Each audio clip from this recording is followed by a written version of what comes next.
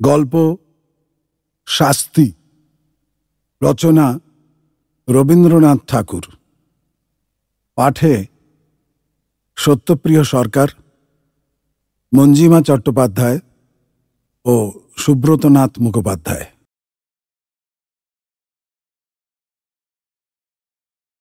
গল্প শাস্তি।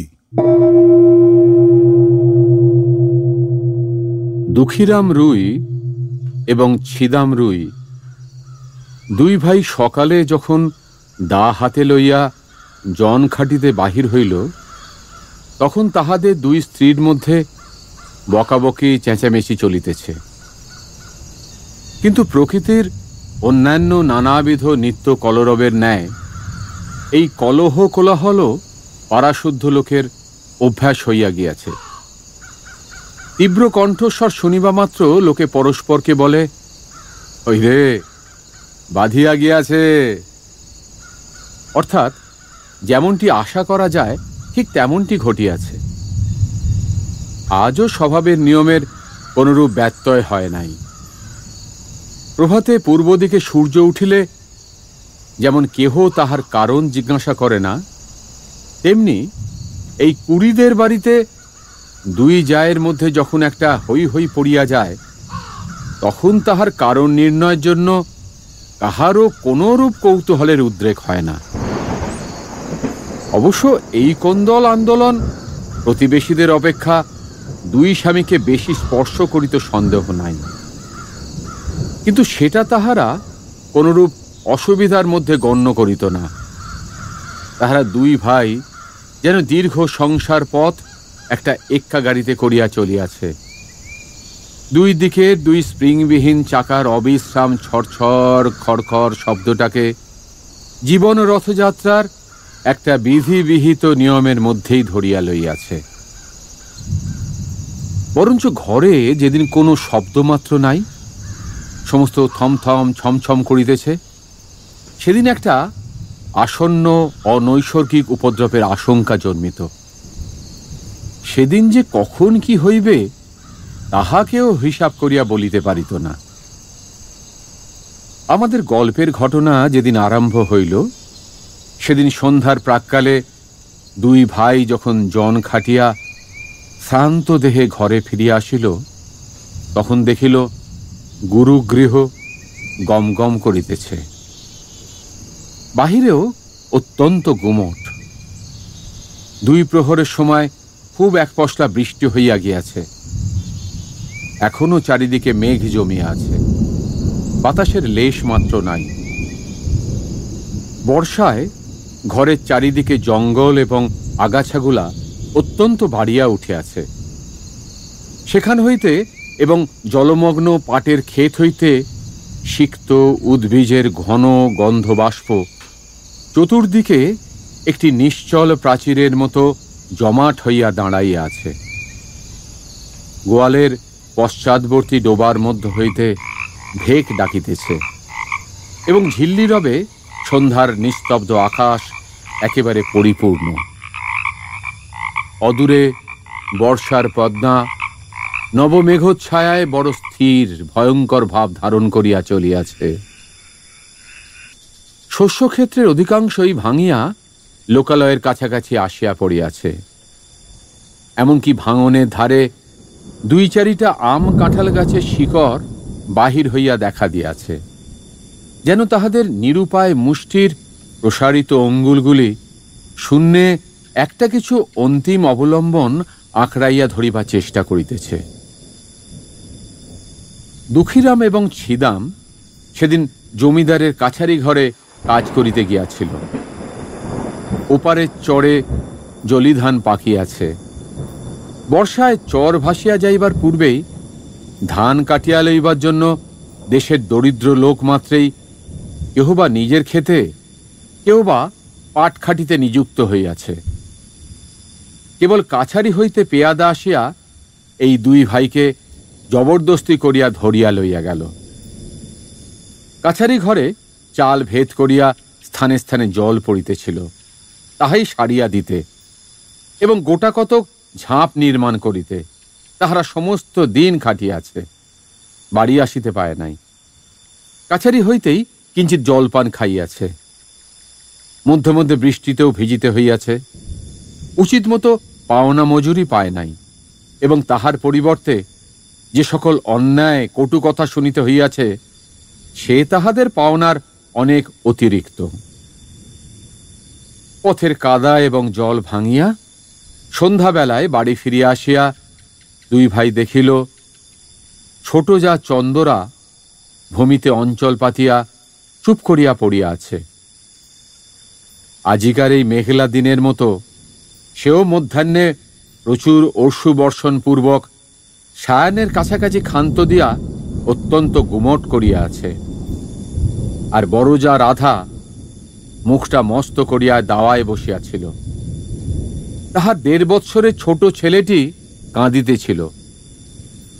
দুই ভাই যখন প্রবেশ করিল দেখিল উলঙ্গ শিশু প্রাঙ্গণের এক পার্শ্বে চিত হইয়া পড়িয়া ঘুমাইয়া আছে।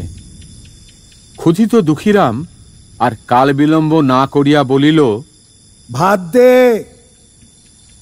বড় বউ বারুদের বস্তায় স্ফুলিঙ্গপাতের মতো এক মুহূর্তেই তীব্র কণ্ঠস্বর আকাশ পরিমাণ করিয়া উঠিল, ভাত কোথায় যে ভাত দিব? তুই কি চাল দিয়া গিয়েছিলি? আমি কি নিজে রোজগার করিয়া আনিব?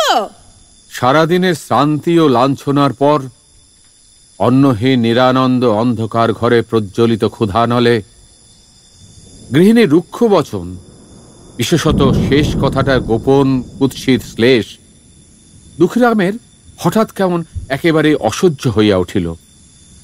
ক্রুদ্ধ ব্যাঘের ন্যায় গম্ভীর গর্জনে বলিয়া উঠিল, কি বললি?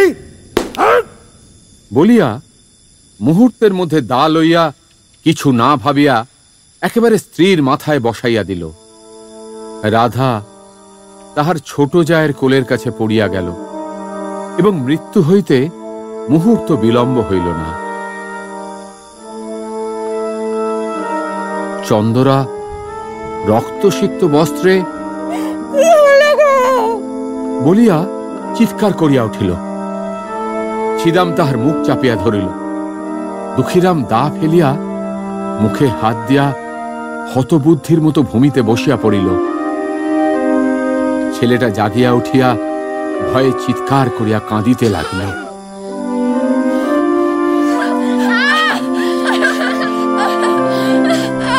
বাহিরে তখন পরিপূর্ণ শান্তি।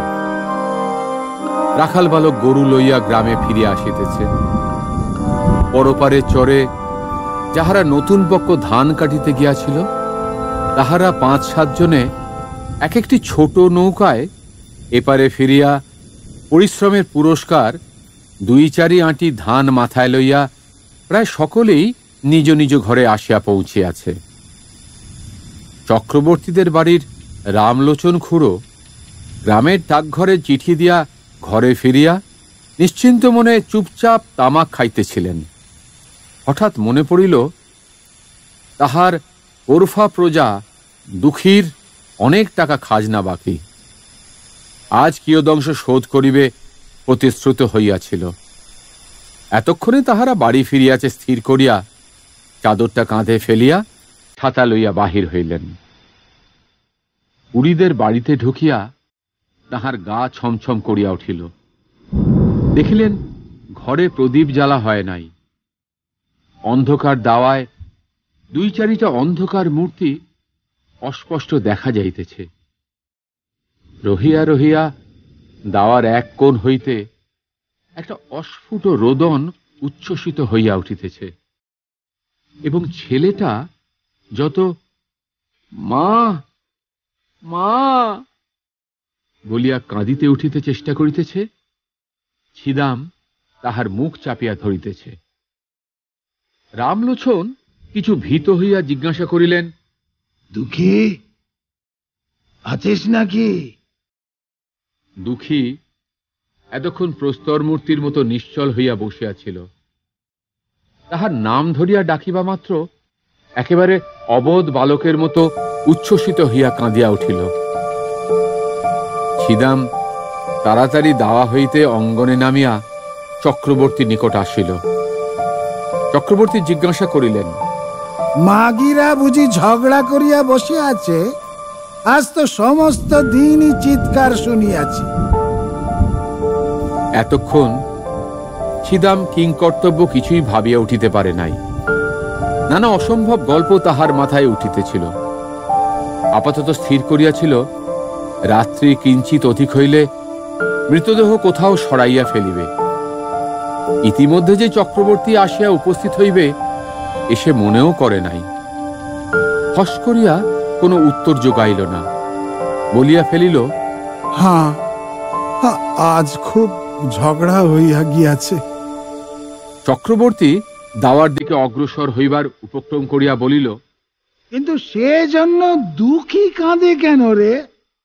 ছিদাম দেখিল আর রক্ষা হয় না, হঠাৎ বলিয়া ফেলিল, ঝগড়া করিয়া ছোট বউ বড় বউয়ের মাথায় এক দায়ের কোপ বসাইয়া দিয়াছে। উপস্থিত বিপদ ছাড়া যে আর কোনো বিপদ থাকিতে পারে এ কথা সহজে মনে হয় না। ছিদাম তখন ভাবিতেছিল ভীষণ সত্যের হাত হইতে কি করিয়া রক্ষা পাইব। মিথ্যা যে তদপেক্ষা ভীষণ হইতে পারে তাহা তাহার জ্ঞান ছিল না। রামলোচনের প্রশ্ন শুনিবা মাত্র তাহার মাথায় তৎক্ষণাৎ একটা উত্তর যোগাইল এবং তৎক্ষণাৎ বলিয়া ফেলিল। রামলোচন চমকিয়া উঠিয়া কহিল, বলিস কি? মরে নাই তো? ছিদাম কহিল, মরিয়াছে বলিয়া চক্রবর্তীর পা জড়াইয়া ধরিল। চক্রবর্তী পালাইবার পথ পায় না, ভাবিল, রাম রাম, সন্ধ্যাবেলা একই বিপদেই পড়িলাম।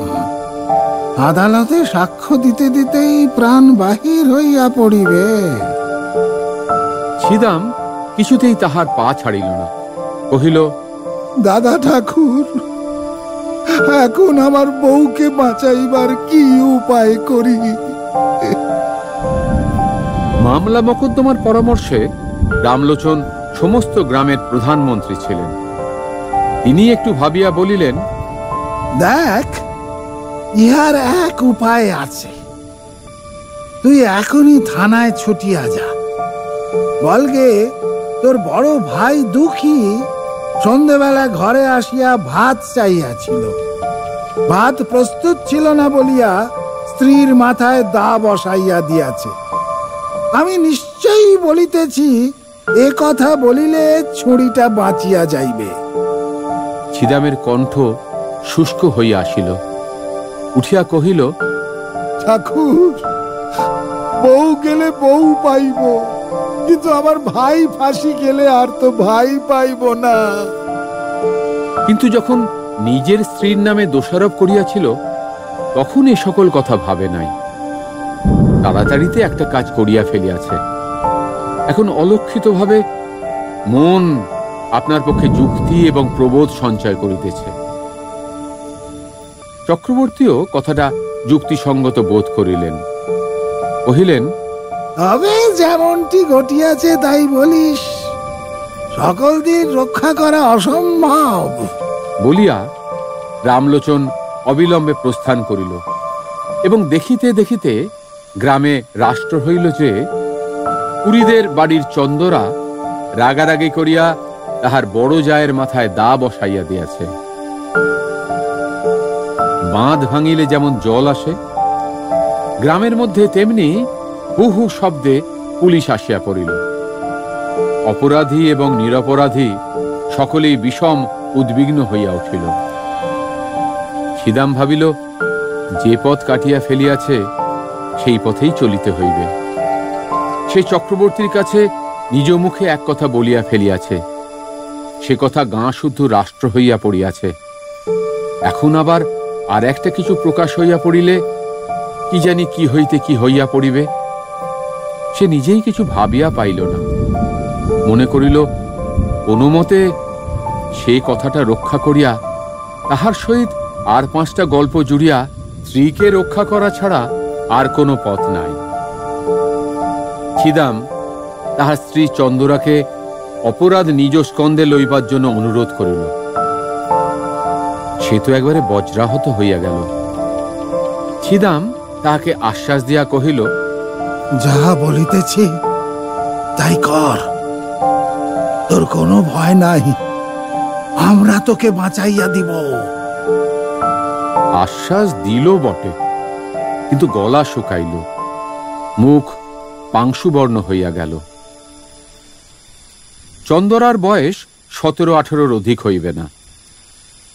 মুখখানি হৃষ্টপুষ্ট, গোলগাল শরীরটি অনতি দীর্ঘ 8-60, সুস্থ সবল।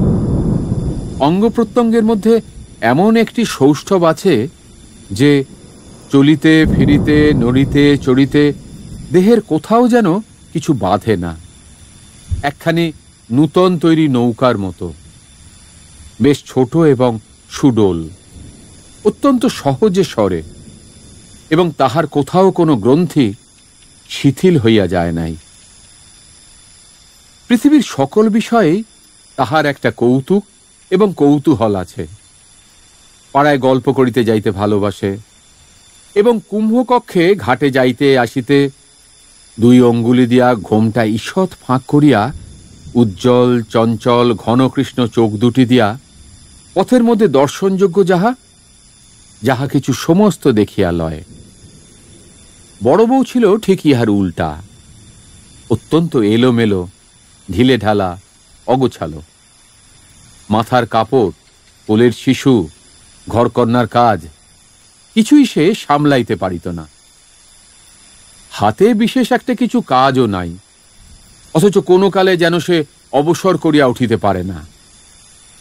ছোট যা তাহাকে অধিক কিছু কথা বলিত না, মৃদুস্বরে 2-1 তীক্ষ্ণ দংশন করিত, আর সে হাউ হাউ দাউ দাউ করিয়া রাগিয়া মাগিয়া বকিয়া ঝকিয়া সারা হইত এবং পাড়া শুদ্ধ অস্থির করিয়া তুলিত। এই 2 জুড়ি স্বামী স্ত্রীর মধ্যেও স্বভাবের একটা আশ্চর্য ঐক্য ছিল। দুঃখীরা মানুষটা কিছুটা বৃহদায়তনের, হাড়গুলা খুব চওড়া, নাসিকা খর্ব, 2টি চক্ষু এই দৃশ্যমান সংসারকে যেন ভালো করিয়া বোঝে না, অথচ ইহাকে কোনরূপ প্রশ্ন করিতেও যায় না। এমন নিরীহ অথচ ভীষণ, এমন সবল অথচ নিরুপায় মানুষ অতি দুর্লভ। আর ছিদামকে একখানি চকচকে কালো পাথরে কে যেন বহু যত্নে কুঁদিয়া গড়িয়া তুলিয়াছে, লেশমাত্র বাহুল্য বর্জিত, এবং কোথাও যেন কিছু টোল খায় নাই।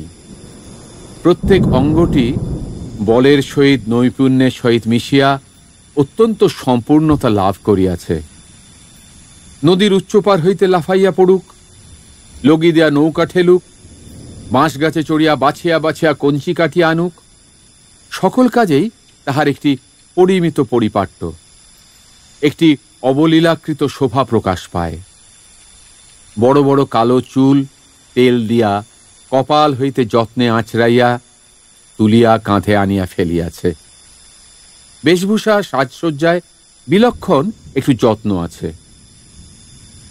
অপরাপর গ্রামবধূদিগের সৌন্দর্যের প্রতি যদিও তাহার উদাসীন দৃষ্টি ছিল না, এবং তাহাদের চক্ষে আপনাকে মনোরম করিয়া তুলিবার ইচ্ছাও তাহার যথেষ্ট ছিল, তবু ছিদাম তাহার যুবতী স্ত্রীকে একটু বিশেষ ভালোবাসিত।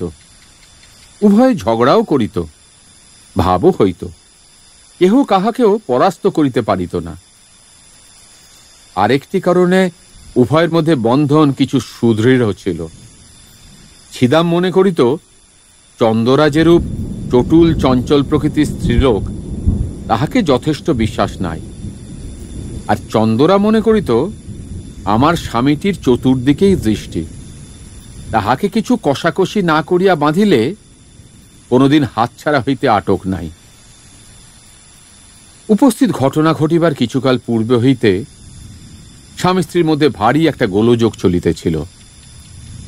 চন্দরা দেখিয়াছিল তাহার স্বামী কাজের ওজর করিয়া মাঝে মাঝে দূরে চলিয়া যায়, এমনকি 2-1 দিন অতীত করিয়া আসে, অথচ কিছু উপার্জন করিয়া আনে না। লক্ষণ মন্দ দেখিয়া সেও কিছু বাড়াবাড়ি দেখাইতে লাগিল। যখন তখন ঘাটে যাইতে আরম্ভ করিল এবং পাড়া পর্যটন করিয়া আসিয়া কাশী মজুমদারের মেজ ছেলেটি প্রচুর ব্যাখ্যা করিতে লাগিল। ছিদামের দিন এবং রাত্রিগুলির মধ্যে কে যেন বিষ মিশাইয়া দিল। কাজে কর্মে কোথাও একদণ্ড গিয়া সুস্থির হইতে পারে না। একদিন ভাজকে আসিয়া ভারী ভৎসনা করিল। সে হাত নাড়িয়া ঝংকার দিয়া অনুপস্থিত মৃত পিতাকে সম্বোধন করিয়া বলিল, ও মেয়ে ঝড়ের আগে ছোটে, উহাকে আমি সামলাইব। আমি জানি ও কোন দিন কি সর্বনাশ করিয়া বসিবে। চন্দরা পাশের ঘর হইতে আসিয়া আস্তে আস্তে কহিল, কেন দিদি, তোমার এত ভয় কিসের? এই দুই যায় বিষম দ্বন্দ্ব বাঁধিয়া গেল। ছিদাম চোখ পাকাইয়া বলিল, এবার যদি কখনো শুনি তুই 1 লাখ হাটে গিয়েছিস, তোর হাড় গুঁড়াইয়া দিব। চন্দরা বলিল, তাহা হইলে তো হাড় জুড়োয়। বলিয়া তৎক্ষণাৎ বাহিরে যাইবার উপক্রম করিল। ছিদাম এক লম্ফে তাহার চুল ধরিয়া টানিয়া ঘরে পড়িয়া বাহির হইতে দ্বার রুদ্ধ করিয়া দিল। কর্মস্থান হইতে সন্ধ্যাবেলা ফিরিয়া আসিয়া দেখে ঘর খোলা, ঘরে কেহ নাই। চন্দরা 3টে গ্রাম ছাড়াইয়া একেবারে তাহার মামার বাড়ি গিয়া উপস্থিত হইয়াছে। ছিদাম সেখান হইতে বহু কষ্টে অনেক সাধ্য সাধনায় তাকে ঘরে ফিরে আনিল, কিন্তু এবার পরাস্ত মানিল।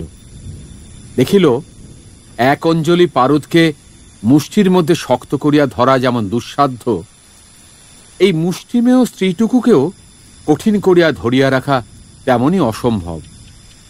ও যেন 10 আঙুলের ফাঁক দিয়া বাহির হইয়া পড়ে। আর কোনো জবরদস্তি করিল না, কিন্তু বড় অশান্তিতে বাস করিতে লাগিল। তাহার এই চঞ্চলা যুবতী স্ত্রীর প্রতি সদাশঙ্কিত ভালোবাসা উগ্র একটা বেদনার মতো বিষম টনটনে হইয়া উঠিল। এমনকি একবার মনে হইত, এ যদি মরিয়া যায় তবে আমি নিশ্চিন্ত হইয়া একটুখানি শান্তি লাভ করিতে পারি। মানুষের ওপরে মানুষের যতটা ঈর্ষা হয়, জমের উপরে এতটা নয়। এমন সময় ঘরে সেই বিপদ ঘটিল। চন্দরাকে যখন তাহার স্বামী খুন স্বীকার করিয়া লইতে কহিল, সে স্তম্ভিত হইয়া চাহিয়া রহিল। তাহার কালো 2টি চক্ষু কালো অগ্নির ন্যায় নীরবে তাহার স্বামীকে দগ্ধ করিতে লাগিল। তার সমস্ত শরীর মন যেন ক্রমেই সংকুচিত হইয়া স্বামী রাক্ষসের হাত হইতে বাহির হইয়া আসিবার চেষ্টা করিতে লাগিল। তাহার সমস্ত অন্তরাত্মা একান্ত বিমুখ হইয়া দাঁড়াইল। ছিদাম আশ্বাস দিল, তোমার কিছু ভয় নাই বলিয়া পুলিশের কাছে, ম্যাজিস্ট্রেটের কাছে কি বলিতে হইবে বারবার শিখাইয়া দিল। চন্দরা সে সমস্ত দীর্ঘ কাহিনী কিছুই শুনিল না। কাঠের মূর্তি হইয়া বসিয়া রহিল। সমস্ত কাজেই ছিদামের উপর দুঃখীরামের একমাত্র নির্ভর। ছিদাম যখন চন্দরার উপর দোষারোপ করিতে বলিল, দুঃখী বলিল, তাইলে বৌমার কি হইবে? ছিদাম কহিল, উহাকে আমি বাঁচাইয়া দিব। বৃহতাকায় দুঃখীরাম নিশ্চিন্ত হইল। ছিদাম তাহার স্ত্রীকে শিখাইয়া দিয়াছিল যে, তুই বলিস বড়জা আমাকে বঁটি লইয়া মারিতে আসিয়াছিল, আমি তাহাকে দা লইয়া ঠেকাইতে গিয়া হঠাৎ কেমন করিয়া লাগিয়া গিয়াছে। এ সমস্তই রামলোচনের রচিত।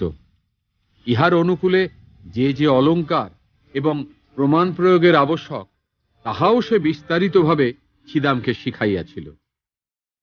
পুলিশ আসিয়া তদন্ত করিতে লাগিল। চন্দরাই যে তাহার বড়জাকে খুন করিয়াছে, গ্রামের সকল লোকের মনে এই বিশ্বাস বদ্ধমূল হইয়া গিয়াছে। সকল সাক্ষী দ্বারা সেই রূপ প্রমাণ হইল।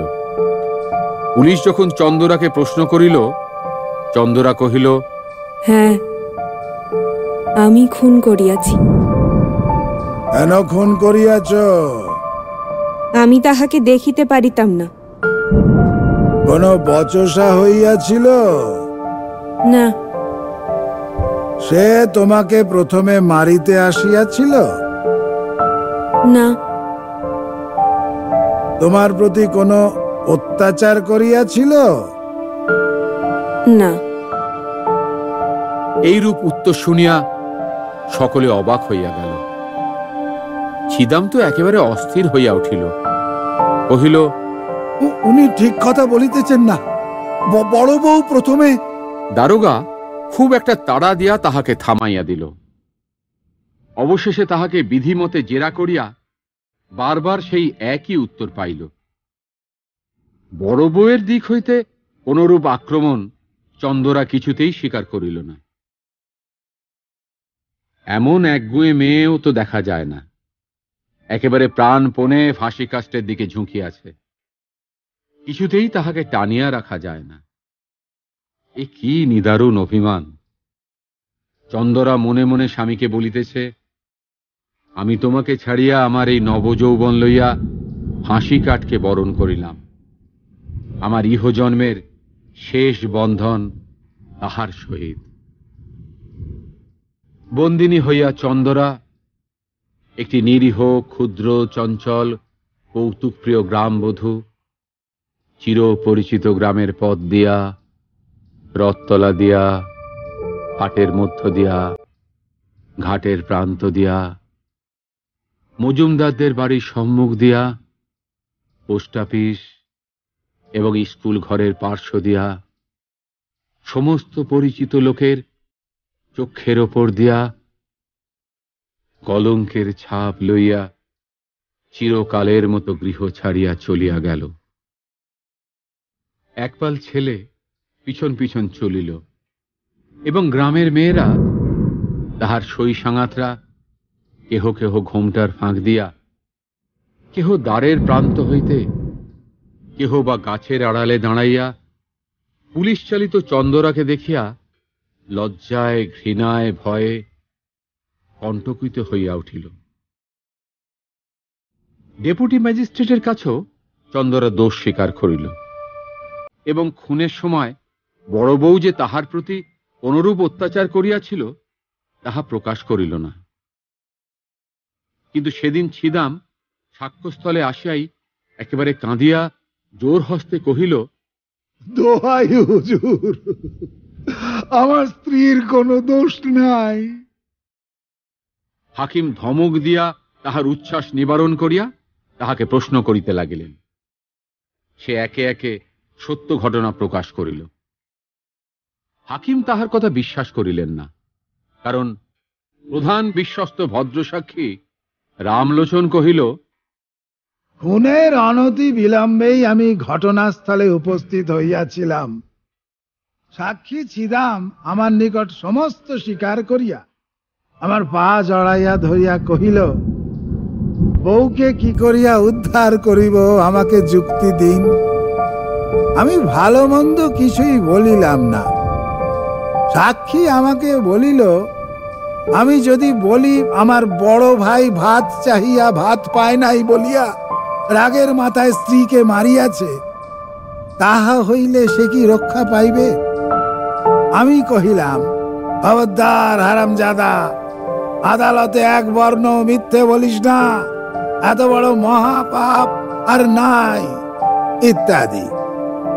রামলোচন প্রথমে চন্দরাকে রক্ষা করিবার উদ্দেশ্যে অনেকগুলা গল্প বানাইয়া তুলিয়াছিল, কিন্তু যখন দেখিল চন্দরা নিজে বাঁকিয়া দাঁড়াইয়াছে, তখন ভাবিল, ওরে বাপরে, শেষকালে কিনা মিথ্যা সাক্ষ্যের দায়ে পড়িব।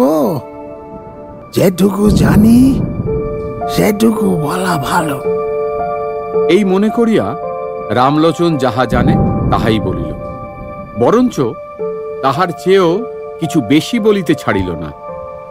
ডেপুটি ম্যাজিস্ট্রেট সেশনে চালান দিলেন। ইতিমধ্যে চাষবাস, হাটবাজার, হাসিকান্না, পৃথিবীর সমস্ত কাজ চলিতে লাগিল, এবং পূর্ব বৎসরের মতো নবীন ধান্য ক্ষেত্রে শ্রাবণের অবিরল বৃষ্টিধারা বর্ষিত হইতে লাগিল। পুলিশ আসামি এবং সাক্ষী লইয়া আদালতে হাজির। সম্মুখবর্তী মুন্সেফের কোর্টে বিস্তর লোক নিজ নিজ মোকদ্দমার অপেক্ষায় বসিয়া আছে। রন্ধনশালার পশ্চাৎবর্তী একটি ডোবার অংশবিভাগ লইয়া কলিকাতা হইতে এক উকিল আসিয়াছে, এবং তদুপলক্ষে বাদীর পক্ষে ৩৯ জন সাক্ষী উপস্থিত আছে। কত শত লোক আপন আপন কড়াগণ্ডা হিসাবের চুল চেরা মীমাংসা করিবার জন্য ব্যগ্র হইয়া আসিয়াছে। জগতে আপাতত তদপেক্ষা গুরুতর এবং আর কিছুই উপস্থিত নাই, এইরূপ তাহাদের ধারণা। ছিদাম বাতায়ন হইতে এই অত্যন্ত ব্যস্ত সমস্ত প্রতিদিনের পৃথিবীর দিকে এক দৃষ্টে চাহিয়া আছে। সমস্তই স্বপ্নের মতো বোধ হইতেছে। কম্পাউন্ডের বৃহৎ বটগাছ হইতে একটি কোকিল ডাকিতেছে। তাহাদের কোনরূপ আইন আদালত নাই। চন্দরা জজের কাছে কহিল, ও গো সাহেব, এক কথার কতবার করিয়া বলিব? জজ সাহেব তাহাকে বুঝাইয়া বলিলেন, তুমি যে অপরাধ স্বীকার করিতেছ তাহার শাস্তি কি জানা? না। তাহার শাস্তি ফাঁসি। ও গো তোমার পায়ে পড়ি, তাই দাও না সাহেব, তোমাদের যাহা খুশি করো, আমার তো আর সহ্য হয় না। যখন ছিদামকে আদালতে উপস্থিত করিল, চন্দরা মুখ ফিরাইল। জজ কহিলেন, সাক্ষীর দিকে চাহিয়া বলো, এ তোমার কে হয়? চন্দরা দুই হাতে মুখ ঢাকিয়া কহিল, ও আমার স্বামী হয়। প্রশ্ন হইল, ও তোমাকে ভালোবাসে না? ভারী ভালোবাসি। তুমি উহাকে ভালোবাসো না? খুব ভালোবাসি। ছিদামকে যখন প্রশ্ন হইল, ছিদাম কহিল, আমি খুন করিয়াছি। কেন? ভাত চাইয়াছিলাম, বড় বউ ভাত দেয় নাই। দুঃখীরাম সাক্ষ্য দিতে আসিয়া মূর্ছিত হইয়া পড়িল। মূর্ছাভঙ্গের পর উত্তর করিল, সাহেব, খুন আমি করিয়াছি। কেন? ভাত চাইয়াছিলাম, ভাত দেয় নাই। বিস্তর জেরা করিয়া এবং অন্যান্য সাক্ষ্য শুনিয়া জজ সাহেব স্পষ্ট বুঝিতে পারিলেন, ঘরের স্ত্রীলোককে ফাঁসির অপমান হইতে বাঁচাইবার জন্য ইহারা দুই ভাই অপরাধ স্বীকার করিতেছে। কিন্তু চন্দরা পুলিশ হইতে সেশন আদালত পর্যন্ত বরাবর এক কথা বলিয়া আসিতেছে। তাহার কথার তিলমাত্র নড়চড় হয় নাই। দুইজন উকিল স্বেচ্ছাপ্রবৃত্ত হইয়া তাকে প্রাণদণ্ড হইতে রক্ষা করিবার জন্য বিস্তর চেষ্টা করিয়াছে, কিন্তু অবশেষে তাহার নিকট পরাস্ত মানিয়াছে।